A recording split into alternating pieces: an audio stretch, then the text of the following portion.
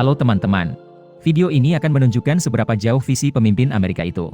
Tahukah Anda bahwa chip semikonduktor pertama diproduksi oleh orang Amerika pada tahun 1950? Hanya ada 4 transistor dan transistor adalah kekuatan Anda. Semakin banyak transistor yang dimiliki chip, semakin kuat chip tersebut. 10 tahun kemudian, jumlah transistor dalam sebuah chip bertambah menjadi 16.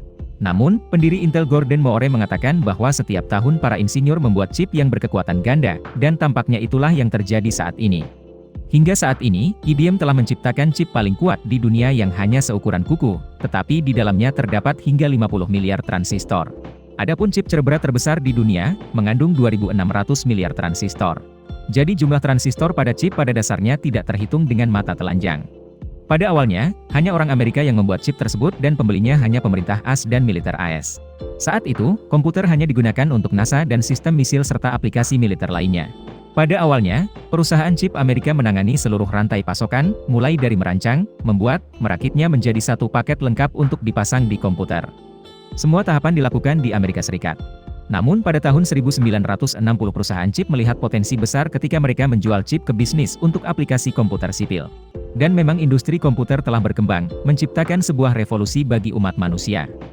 Selain itu, perusahaan chip Amerika juga menyadari bahwa mereka dapat mentransfer teknologi ke negara lain, mempekerjakan tenaga kerja murah untuk menghasilkan lebih banyak uang. Dan pemerintah AS setuju. Satu-satunya masalah adalah bahwa semua negara tempat pabrik chip berada harus menjadi sekutu AS, termasuk Jepang, Korea Selatan, dan Taiwan. Karena sekarang pemerintah AS telah menyadari bahwa jika bukan mitra yang dapat diandalkan, rahasia teknologi produksi chip AS dapat dicuri dan dilampaui. Selain itu, menempatkan hanya pada sekutu juga menunjukkan bahwa AS mempercayai sekutunya dan menghasilkan chip yang membawa keuntungan ekonomi bagi kedua belah pihak. Alhasil, hubungan antara AS dan sekutu akan semakin kuat. AS juga melarang perusahaan chip ini berbagi teknologi dengan para pesaingnya seperti Uni Soviet dan Cina. Tapi satu hal yang tidak diantisipasi orang Amerika adalah bahwa orang Asia sebenarnya terlalu pintar. Dalam waktu singkat, sekutu Amerika mulai berinvestasi di perusahaan chip mereka sendiri. Selama tahun 1970-an dan 1980-an, Toshiba di Jepang dan Samsung di Korea Selatan mulai merancang dan membuat chip untuk bersaing dengan Amerika. Dan pada tahun 1990, sebuah perusahaan Taiwan bernama TSMC telah mencapai kesuksesan yang tak terbayangkan.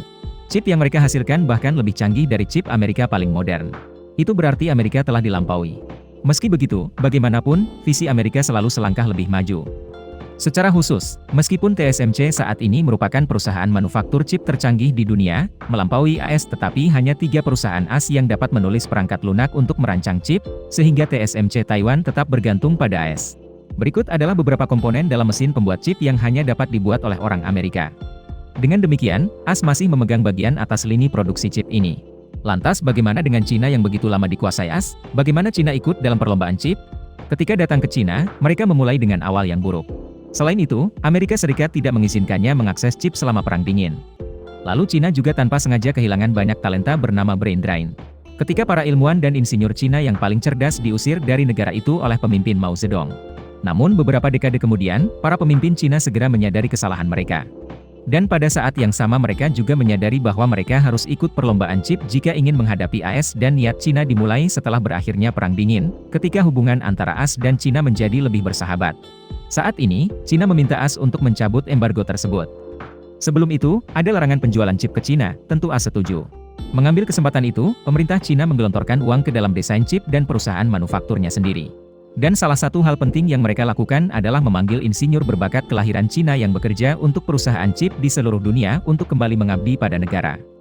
Sebagai contoh, inilah insinyur Zhong Changyu yang sebelumnya bekerja di ASML, sebuah perusahaan di Belanda yang mampu menciptakan satu-satunya mesin litografi chip modern di dunia. Tanpa mesin fotolitografi, tidak mungkin membuat chip. Dan perusahaan itu adalah sekutu Amerika. Pada 2019, insinyur Zhong Changyu keluar dari perusahaan untuk kembali ke Cina. Polisi AS mengeluarkan surat perintah penangkapan untuknya, tetapi tidak dapat menangkapnya. Setelah meninggalkan ASML, dia membuka perusahaan chip di Cina dan merekrut para insinyur ASML. Mereka membawa teknik dengan teknologi khusus dan konon didukung oleh pemerintah Cina. Dengan usahanya pada tahun 2019, Cina telah menguasai seluruh proses pembuatan chip 14 nanometer. Padahal teknologi chip 15 nanometer sudah ada sejak tahun 2001 dan 10 nanometer lahir pada tahun 2002.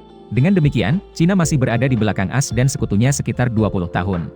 Namun baru-baru ini, telah dilaporkan bahwa Cina telah berhasil meneliti chip 7 nanometer namun belum mempublikasikannya. Namun demikian, Cina tidak dapat membuat chip di bawah 5 nanometer karena satu-satunya mesin fotolitografi untuk membuat chip ini adalah milik pihak AS. Dan Cina tidak memiliki kesempatan untuk membeli mesin berpemilik ini. Dengan chip kelas menengah, Cina mungkin memiliki aplikasi yang cukup untuk elektronik sipil. Tetapi untuk mengungguli AS dalam kecerdasan buatan atau di area yang membutuhkan kekuatan komputer, Cina membutuhkan chip yang lebih modern. Tapi AS sekarang mengendalikan itu. Saat ini, perusahaan Taiwan memproduksi 63% dari semua chip di dunia dan dengan chip tercanggih mereka menghasilkan 92%. Dan yang menarik adalah Taiwan memilih AS sebagai sekutunya, bukan Cina.